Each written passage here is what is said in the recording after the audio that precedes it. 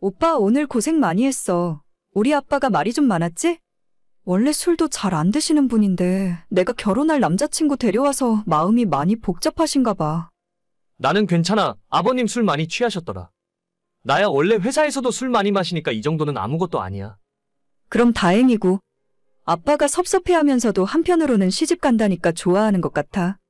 아까 오빠한테 이것저것 자꾸 물어보시길래 뭐가 마음에 안 들어서 그러시나 걱정했었는데 방금 전에 주무시러 들어가면서 상견례 날짜 잡으라 하시더라. 좋은 사람 같다고 시집가서 잘 살라고 하셨어. 진짜? 나도 오늘 하루 종일 아버님 표정도 안 좋은 것 같고 술만 계속 드시길래 내가 마음에 안 들어서 그런가 걱정했었거든. 그런 게 아니라면 정말 다행이다. 그래, 우리 아빠는 허락하셨으니까 이제 오빠네 부모님 만나면 될 것 같아. 빨리 인사드리고 상견례 날짜부터 잡아야지. 안 그래도 방금 집에 오면서 엄마랑 전화통화 해봤는데 주말에 아무 때나 내려오래. 우리 집은 가는데 오래 걸리니까 고생한다고 엄마가 맛있는 거 많이 해준대. 자기 좋아하는 음식 있으면 이야기하라던데 뭐 먹고 싶어? 나는 진짜 아무거나 괜찮아. 내가 그날 밥이 입으로 들어가는지 코로 들어가는지도 모를 것 같아. 근데 오빠는 오늘 배달 음식 먹었는데 어머님께서 나만 맛있는 거 해주시면 좀 죄송하긴 하다. 우리 집에 엄마만 있었더라도. 괜찮아. 난 원래 사 먹는 음식을 더 좋아해. 우리 엄마 음식 다 잘하시거든. 자기도 너무 긴장하지 말고 주말에 드라이브 갔다가 우리 부모님 얼굴 보면서 맛있는 거 먹고 온다고 생각하면 돼. 그게 말이 쉽지. 어머님, 아버님이 나 싫어하면 어떡하지? 우리 자기를 싫어할 이유가 없잖아. 살면서 본 사람들 중에 가장 너처럼 똑부러지는 사람 본 적도 없어. 내 생각도 그런데 어른들은 당연히 좋아하실 거야. 그랬으면 좋겠다. 그럼 쇳불도 당김에 빼랬다고 바로 다음 주 주말에 내려갈까? 다음 주? 알겠어. 우리 엄마가 진짜 좋아하겠다. 바로 전화해서 그렇게 말씀드릴게. 다음 주 일요일에 우리 둘이 같이 내려간다고. 나 뭐 입고 가지? 아, 진짜 너무 떨려. 남자친구와 연애를 시작한 지 2년이 조금 넘었습니다. 작년에 프로포즈를 받고 너무 기쁜 마음이었지만 한편으론 걱정이 되더라고요. 저희 집은 엄마가 안 계시고 아빠와 둘이 살고 있었어요. 제가 초등학교 들어가기도 전에 엄마가 집을 나가셨는데 그 이후로 한 번도 본 적이 없고 연락조차 해본 적이 없어서 제게 있어서 엄마라는 존재는 원래 없던 것과 마찬가지예요. 완전 어릴 때는 엄마의 빈자리를 할머니가 많이 채워주셨고 아빠도 정말 엄마 없이 자라는 티를 안 내기 위해서 엄청난 노력을 하셨어요. 덕분에 제 친구들 중에서도 정말 친한 몇 명을 제외하고는 제가 엄마가 없다는 걸 모르는 사람들이 대부분입니다. 남자친구와 남자친구의 부모님은 원래 제 사정을 들어서 알고 있었고 요즘 세상에 커다란 흠도 아니라는 말을 들어왔지만 그래도 인사드리러 가기 전에 걱정이 많이 되었습니다. 며칠 후에 남자친구와 함께 간단히 과일을 좀 사들고 내려갔었는데 어머님이 맛있는 음식 많이 준비해놓고 저희를 기다리고 계셨습니다. 준비해주신 음식 맛있게 먹고 제가 사간 과일까지 먹으면서 3시간 정도 이야기를 나눴는데 생각보다 분위기가 괜찮았어요. 이 정도면 첫인사로 성공적이란 생각을 하고 집으로 돌아왔는데 남자친구의 어머님에게 카톡이 하나 날아왔습니다. 집에는 잘 들어갔니? 오늘 음식이 입에 맞았는지 모르겠다. 아, 안녕하세요. 오늘 진짜 맛있게 잘 먹었습니다. 제 번호는 어떻게 아셨어요? 방금 우리 아들한테 물어봤지. 아까 상견례 이야기를 못한 것 같아서 우리는 아무 때나 괜찮아. 너가 아버지랑 이야기해서 날짜 정하면 우리가 올라가기로 했다. 감사합니다. 빠르게 날짜 정해서 알려드릴게요. 상견례 하는 날에 드시고 싶은 거 있으세요? 아무거나 괜찮아. 뭐 밥 먹으려고 모이는 것도 아닌데. 그나저나 우리 아들이 너희 집에 인사하러 갔을 때 그때는 뭐 해 먹었니? 저희는 회 먹었어요. 오빠가 회 좋아한다고 해서 모듬회 시켜서 같이 먹었죠. 집에서 너가 직접 요리 안 하고 사다가 먹은 거야. 그래도 처음 인사드리러 가는 자리였는데 음식은 조금 성의 있게 준비했어야지. 죄송해요. 약속을 평일에 잡다 보니까 제가 퇴근하고 음식 준비할 시간이 없었어요. 다음에 한번 다시 정식으로 초대해서 대접하겠습니다. 이럴 때 집에 엄마가 있어야 하는 건데. 사실 우리 아들이 좋다고 하니까 우리도 별다른 말은 안 하고 있는 거야. 그래도 이제 결혼할 관계니까 집안에서 사위 대접은 제대로 해주셔야지. 나중에 처갓집에서 따뜻한 밥 한 끼도 못 얻어 먹고 다닐까봐 걱정이다. 어머님 걱정하지 마세요. 제가 요리 잘하거든요. 옛날부터 제가 엄마 대신에 집안일 많이 했기 때문에 엄마 없어도 제가 다 알아서 우리 오빠 챙길게요. 그래, 너가 좀 신경을 더 써야지. 원래 사위 사랑은 장모가 하는 법이랬는데 나는 우리 아들이 엄마도 없는 집안에 장가간다고 할 줄은 몰랐다. 아, 네, 제가 더 잘할게요. 어머님 서운한 마음 안 드시게 잘할 테니까 너무 걱정하지 마세요. 그런데 너희 어머니는 진짜 연락이 안 되는 거야? 그래도 부모 자식인데 너가 먼저 연락이라도 한번 해보는 게 낫지 않니? 지난 20년 넘도록 한 번도 연락 안 하고 지냈어요. 이제 와서 다시 만나봤자 서로 좋을 게 없을 것 같고, 아빠한테도 죄송한 마음 들어서 엄마 찾고 싶은 생각도 없어요. 아무리 그래도 그렇지. 친딸이 결혼한다고 하는데 보고 싶어 하지 않을까? 아니요, 그럴 일 없을 겁니다. 죄송한데 엄마 이야기는 안 하셨으면 좋겠어요. 이미 가족이라는 생각도 안 들고 앞으로도 안 보고 살 생각이라서요. 그래, 너 생각이 그렇다는데 어쩔 수 없는 거지. 나는 그냥 결혼식 할 때 신부 측 한 자리가 비어있을 게 마음에 걸려서 아버지만 있는 집안에 자식 보내는 입장에서 걱정되는 부분이 많은 건 사실이야. 너도 이해하지? 자꾸 아까부터 무슨 말씀을 하고 싶으신지 모르겠네요. 저는 엄마가 없어서 불편하다고 생각해 본 적이 없거든요. 어머님께서 저희 집안에 아들 장가 보내기 불안하시면 혼사는 없던 일로 하셔도 됩니다. 너 무슨 말을 그렇게 하니? 사람 이상하게 만드는 재주가 있다. 나는 그냥 걱정되니까 하는 말인데 괜히 자격지심 부리는 거 아니야? 자격지심 같은 거 아니고요. 아까부터 어머님께서 뭔가 마음에 안 들어 하시는 것 같아서요. 그럼 귀하게 키운 내 아들이 엄마도 없는 집안에 장가 가겠다고 하는데 솔직히 내 입장도 생각해줘야 하는 거 아니야? 지금 억장이 무너지는데도 간신히 참고 있는 거야. 너도 나중에 애 낳아보면 내가 하는 말이 무슨 소린지 이해할걸? 아니요, 저는 안 그럴 것 같아요. 지금까지 엄마가 없다고 불편하게 살았던 적도 없고 제가 불우하다고 생각하지도 않았거든요. 웬만한 집안보다 더 화목하게 잘 지냈다고 생각합니다. 어머님께서 그렇게 걱정되고 제가 마음에 안 드시면 그냥 이번 혼사 이야기는 없던 걸로 할게요. 저도 이런 상황에서는 기분 나빠서 못하겠어요. 누가 보면 내가 엄청 뭐라고 한 줄 알겠다. 이런 말까진 안 하려고 했는데 가정교육이 진짜 중요한 거야. 이런 상황에서 티가 난다니까? 제가 오빠랑 2년 만나면서 가정교육에 대한 문제는 생각해 본 적이 없었는데 어머님을 보니까 가정교육 못 받은 사람이 어떤 건지 잘 알 것 같아요. 더 이상 이야기할 필요도 없을 것 같은데 오빠한테 저희 결혼 안 한다 말하고 그만할게요. 어른이 말하는데 따박따박 한마디를 안 지려고 하네. 너 그렇게 살면 너희 부모 욕먹이는 거야. 그건 어머님도 마찬가지신 것 같네요. 더 이상 답장 안 하겠습니다. 결국 혼사는 상견례도 못 해보고 엎어지고 말았습니다. 남자친구가 뒤늦게 소식을 듣고 무슨 일이냐고 물어보길래 너희 엄마 같은 사람을 시어머니로 모시고 살 수 없다고 대답해줬어요. 어머님이랑 나눈 카톡 내용을 캡처해서 보냈더니 자기 엄마랑 엄청 싸운 것 같더라고요. 엄마가 그럴 줄 몰랐다며 인연 끊고 무시하고 살자는데 저는 그렇게까지 해서 결혼하고 싶은 생각은 없습니다. 반드시 이 사람이 아니면 안 되는 것도 아닌데 이런 소리까지 들어가며 결혼하고 싶지는 않거든요.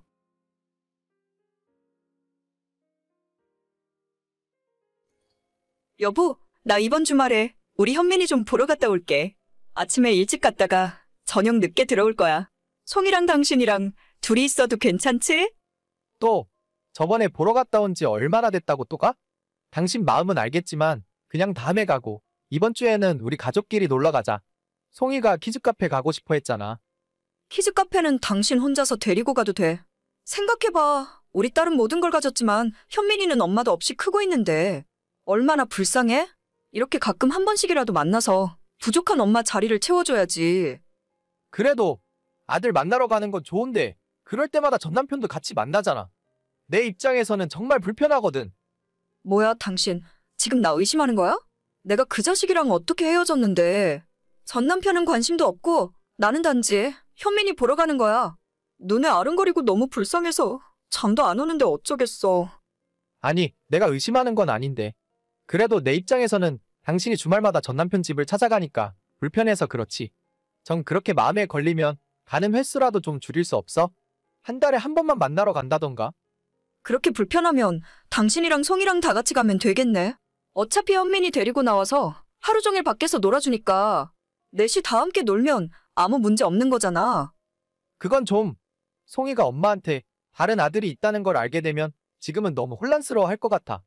현민이 입장에서도 지금 당신이 새 가족 꾸리고 사는 모습을 보여주는 건 별로 좋은 상황이 아닌 것 같고. 알겠어. 그럼 다음 주에는 꼭 송이랑 같이 주말 보내는 거다? 그래, 당연하지. 내 마음속에도 송이가 당연히 1등이야. 저는 5년 전에 지금의 아내와 결혼을 했습니다. 아내는 처음 만날 당시에 이혼한 지 1년도 채 되지 않았었고, 저는 이 사람이 아들이 있다는 사실은 전혀 모른 채 결혼을 하게 되었죠.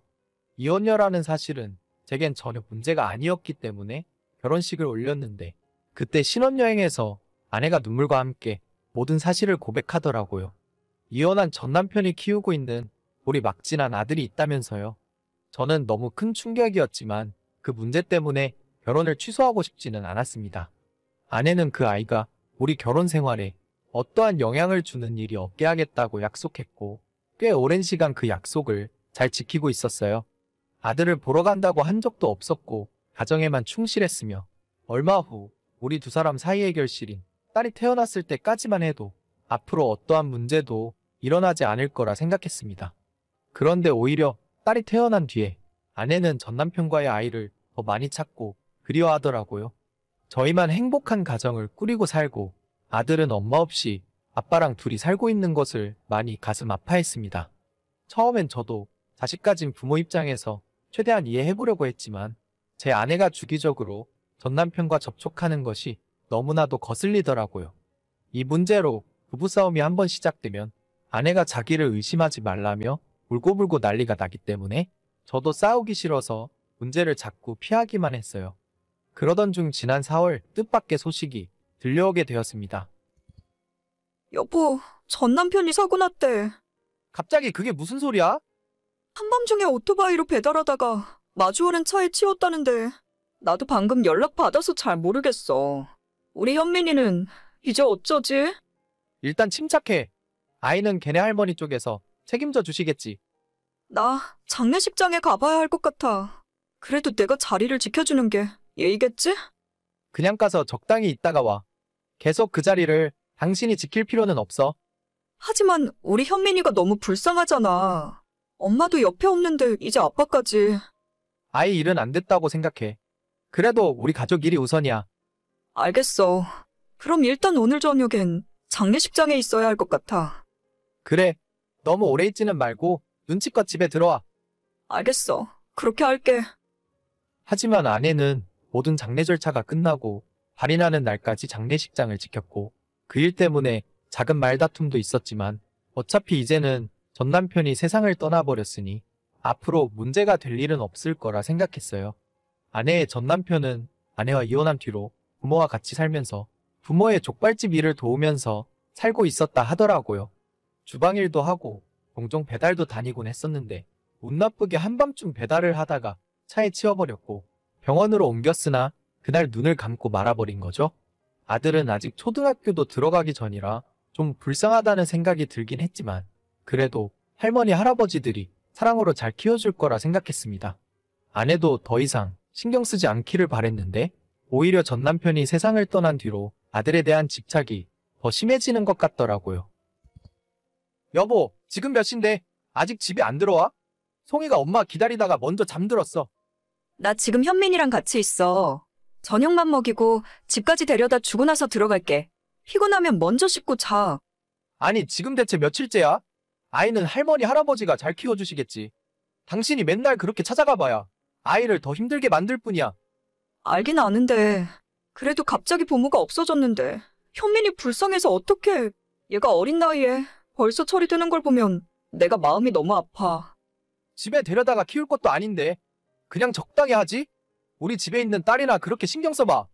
당신 요즘 송이랑 웃으면서 놀아준 적 있기나 해? 우리 집으로 데려가도 돼? 아무래도 할머니 할아버지는 못 믿겠어. 엄마가 옆에 있어줘야 할 것 같아. 그게 갑자기 무슨 소리야? 적당히 해. 우리 집에 현민이를 데려오겠다고? 안 될 거 뭐 있어? 이제 아이 친부도 없는데 그냥 우리가 데려다가 키우자. 그 이야기는 내가 저번부터 안 된다고 했잖아. 나는 우리 가족은 송이까지 셋으로 충분하다고 생각해. 당신은 어쩜 그렇게 냉정해? 얘는 어떻게 보면 내 피가 반 섞여 있는 내 자식이나 마찬가지라고. 하지만 그게 나랑은 상관없는 이야기잖아. 당신 결혼할 때 분명히 나한테 약속하지 않았어? 전 남편과 낳은 아이 때문에 우리 가족에게 영향 끼치는 일은 절대 안 하겠다고. 하지만 그때랑 지금이랑 상황이 달라졌잖아. 얘는 이제 내가 아니면 제대로 돌봐줄 수 있는 사람도 없어. 할머니, 할아버지가 얼마든지 잘 돌봐줄 수 있어. 당신이 선 넘으면 나도 이제 더 이상 참지 않을 거야. 알겠어. 일찍 들어갈게.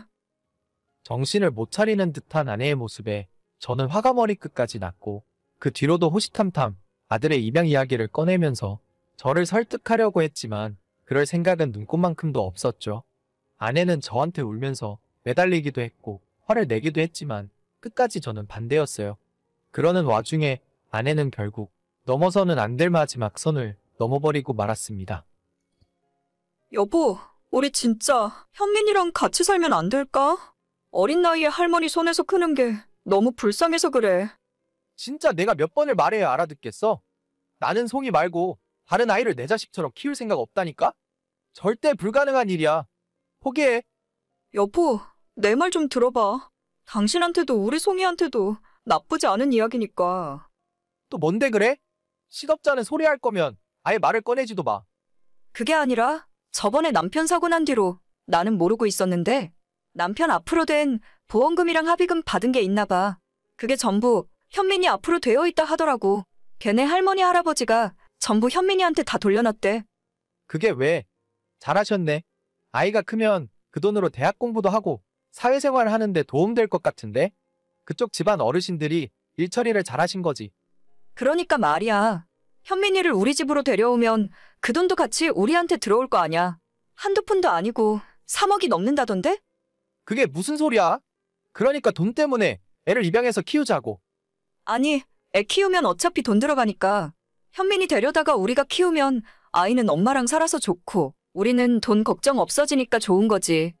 내가 지금까지는 그래도 당신이 우리 딸 엄마니까 최대한 참고 살았는데 더 이상은 안 될 것 같아. 당신은 생각부터 글러먹었어. 나랑 이혼하고 아들을 데려다 키우든지 말든지 마음대로 해.